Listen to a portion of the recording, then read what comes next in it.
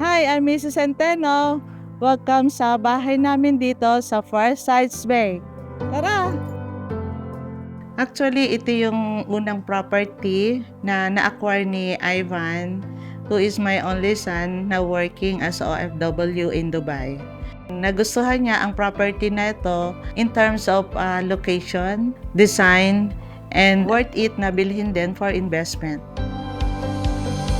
Isa rin sa nagustuhan ng anak ko is malapit ito sa aming old house. So, madali niya kaming mapuntahan in case merong mga occasions. Napili namin yung Alora kasi affordable siya and nagustuhan namin yung loft type.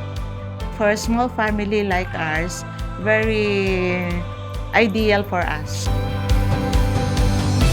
Napili ni Ivan na end unit yung kunin niya kasi in preparation for expansion, kailangan meron ding parking and then yung service area mas maluwag.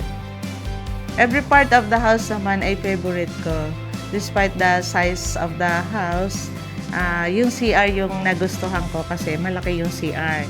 And then the living area, relaxing din and dito kami nagpapahinga while watching Netflix. Excited kami nung na-turn over yung bahay namin kasi we expected na 3 years. And then na-turn over lang to sa amin ng 2 years na ready na for occupancy.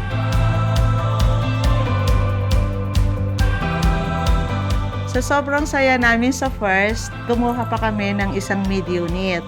And then another unit sa first size Kalawan. In fact, yung mga relatives ko, meron ding house dito and then meron din sa Kalawan. Nung nag-move in kami dito, na-observe ko na tahimik ang community, safe and friendly yung mga kapitbahay. We feel this sense of belongingness.